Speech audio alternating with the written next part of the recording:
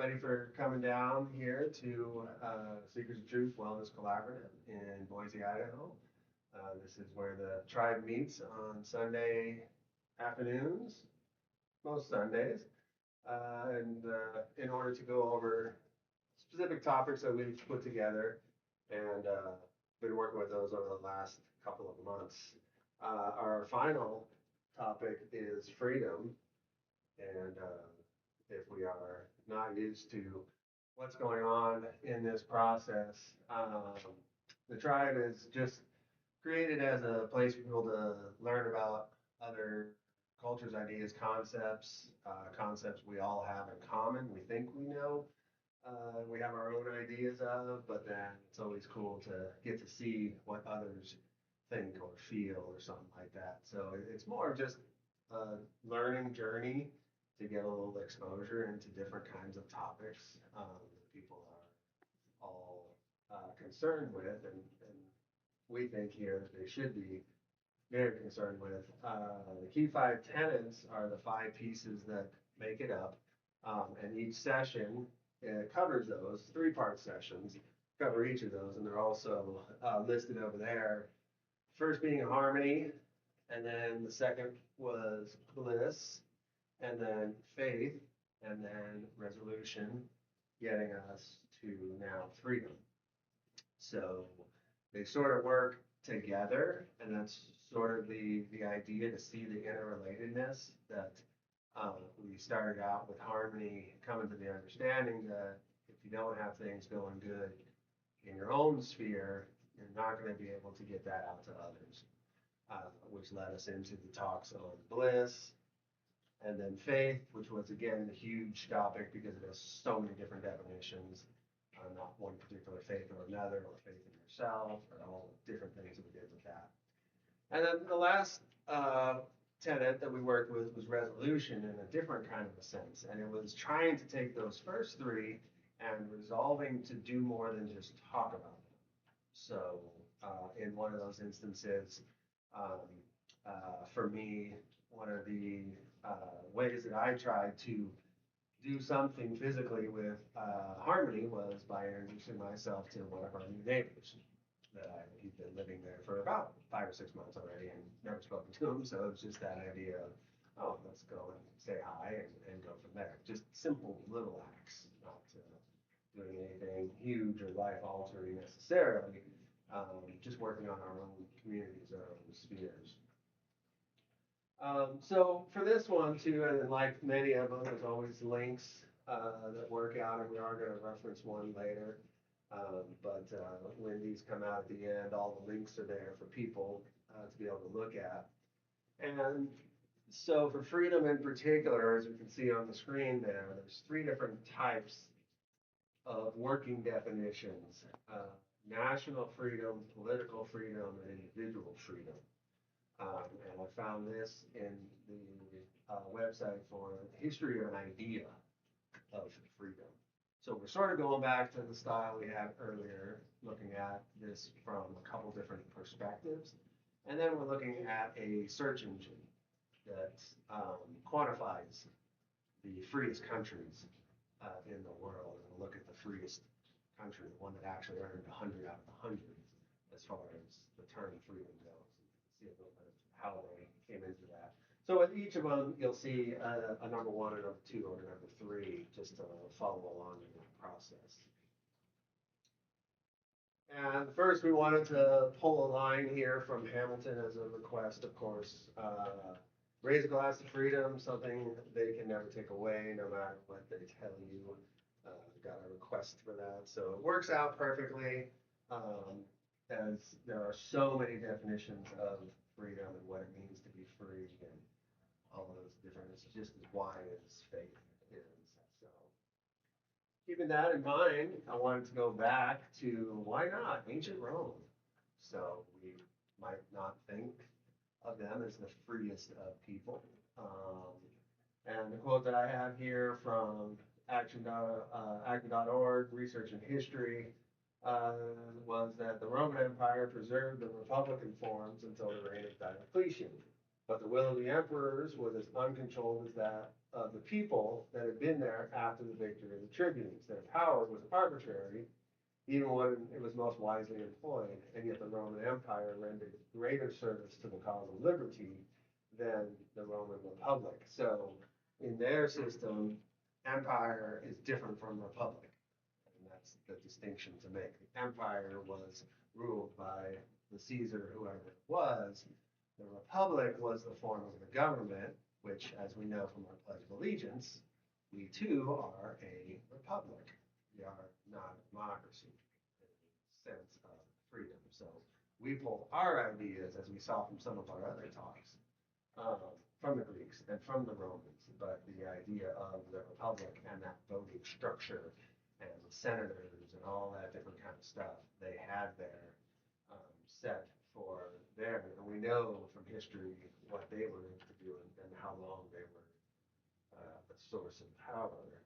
I have a quick quote here from Greek philosopher Heraclitus from around the 6th century BCE, and you might recognize a couple of things that he says in there because they're actually pretty Eastern in the thoughts. Heraclitus complained that the masses were deaf to truth and knew not that one good man counts for more than thousands.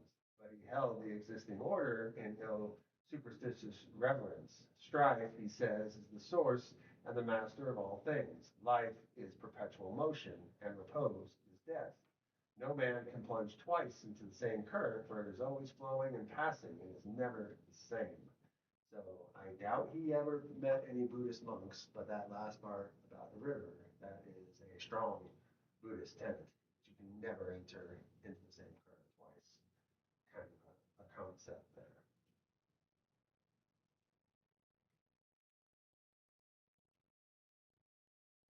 And his other ideas here, no superstitious reverence, because they were so focused on their gods and deities as well to rule a bunch of their life.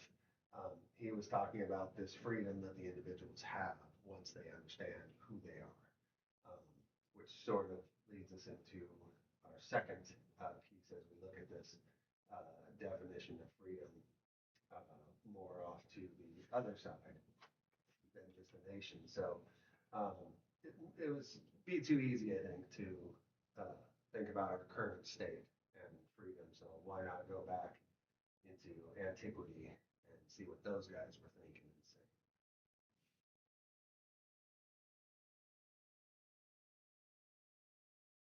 All right. So the number two topic of the three ideas of freedom takes us to the website Freedom House and the Global Freedom Tracker, which is a pretty cool little website, which I'm going to pop up in a minute here. Freedom House rates people's access to political rights and civil liberties in 208 countries and territories.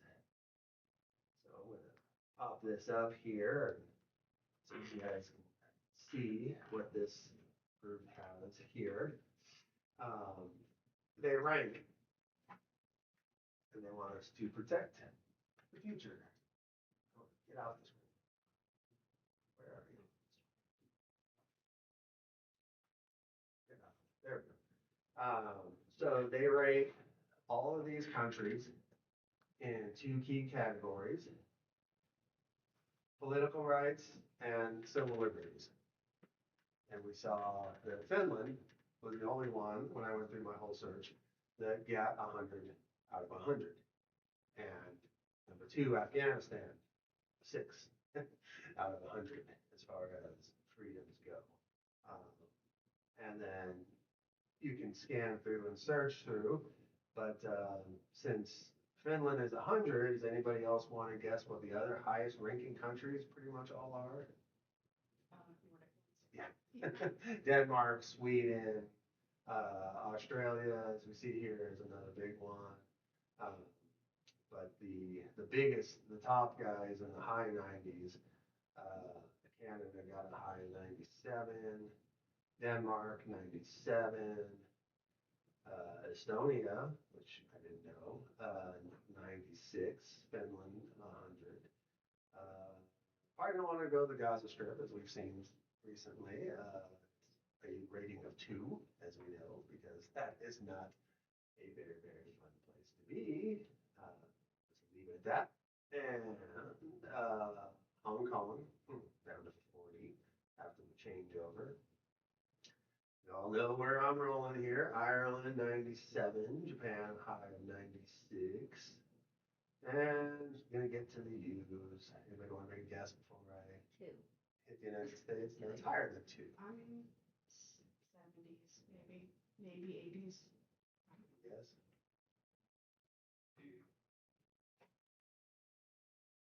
Norway 99. Russia 12. Russian occupied territories, -1. It goes into the negatives. Uh-huh. Oh wow. United States 84. Okay, that's better than I thought. So, United Kingdom 92, so on and so forth. And for the reasoning as to why, oh no,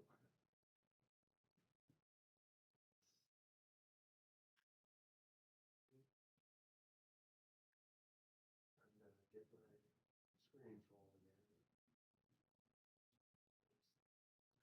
We'll stick with that for now.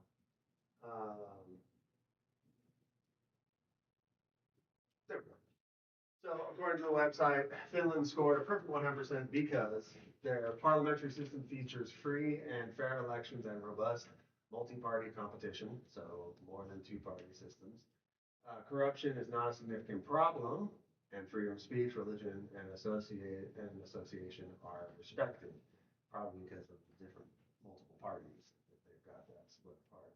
The judiciary is independent under the Constitution and in practice, so it's not Republicans placed by a Republican president or Democrats by a Democratic president. It's nothing like that. They are completely independent. Women and ethnic minority groups enjoy equal rights, though harassment, hate speech, and discrimination aimed at religious, racial, and ethnic minority groups does occur. And we've seen an influx of some different activity like that lately, as it seems to happen everywhere. But the website goes on further to talk about things that countries can do. It gives like 5 key points that countries can do, or even states or cities, if you thought about it that way. Just some little steps modeling off these top 10 most likely. Again, mostly the Nordic countries that seem to have this in line for whatever reason that is. And then lastly, we return back to a group we've dealt with before, with the Sufis and their concept of freedom. Got a nice little picture of a sheik there, which I didn't know until doing study, because they still call some of their leaders sheiks and stuff like that, but they are a guided person, which we'll see here. So key points about Sufi concepts of freedom, and there are 5. So beyond outward restrictions, Sufis emphasize the inner dimension of freedom, focusing on transcending limitations of the ego rather than seeking freedom from external rules or societal norms solely. So we hit on this a lot in faith. We talked about that a lot because, again, Sufis are so religiously focused that there's never going to be a separation. Love as the path to freedom. Sufi teachings often portray love for God as the primary vehicle for achieving spiritual liberation, allowing one to dissolve the boundaries of self and experience unity with the divine. There's a lot of this releasing of the ego, or the killing of the ego death, getting beyond that ego, that desire for base things. Fauna, annihilation of the self, central Sufi concept where the individual's ego dissolves, leading to a state of complete surrender to God, experiencing ultimate freedom. Bhaga, external existence. Following Fauna, the Sufi experience is a state of Bhaka where they exist as a manifestation of the divine, fully connected to divine essence. And the last spiritual guide are the sheikh. And the sheikh, as we say over here, a crucial role in the Sufi path, guiding the disciple through the practices and helping them navigate the process of self-transformation towards achieving spiritual. So again, this is much more focused on their concept and what is important. And obviously, it's getting beyond the self in that they find freedom by getting into a deeper connection with their divinity or those different kind of things. That's what will make them a good person. And ultimately, if one becomes a sheik, we assume then they lead another person, and that person leads another person. So they don't outwardly seek to change people in mass or anything, much more than just um, through that good example. Again, something that we touched on multiple times in harmony as well as bliss early on in these sessions. So, and then as always, at the end, try to bring these guys back around from the past to the present and the current. We know Sufism is still an existing thing, so we've got different concepts from different times and different peoples, all trying to decide and discern for themselves what is freedom and what's it going to mean, and those different kinds of aspects. Um, it's just pretty cool that there is that site that ranks the different groups and stuff, and we hope it's not biased, but at least it gives people an idea of, you know, maybe I want to move somewhere, or secondarily, maybe I want to see what we could improve upon if we look at it ourselves. Again, a little wide ranging from the Roman Empire to the Middle Eastern Sufi structure of the thought, but again, important just to see where people are in the process and what freedom, how it can be structured. So, and in the next idea, I think we'll delve more into, as we've done in the past, psychological aspects of freedom, what that can do for people, uh, how oppressed people react necessarily to different circumstances and things like that. Anything, anybody need to see anything more on the website that had all the numbers? Before I click it off there. Good. All good? All right. Well, thanks for everybody coming out. And if you're checking it out online, share it. That's all that I can ever ask for, just so that these conversations can go on. And if I'm off base or something like that, or there's a question, let me know. This is all about learning and developing and seeking for some kind of answers out there. Yeah. Thanks again, and everybody have a great day.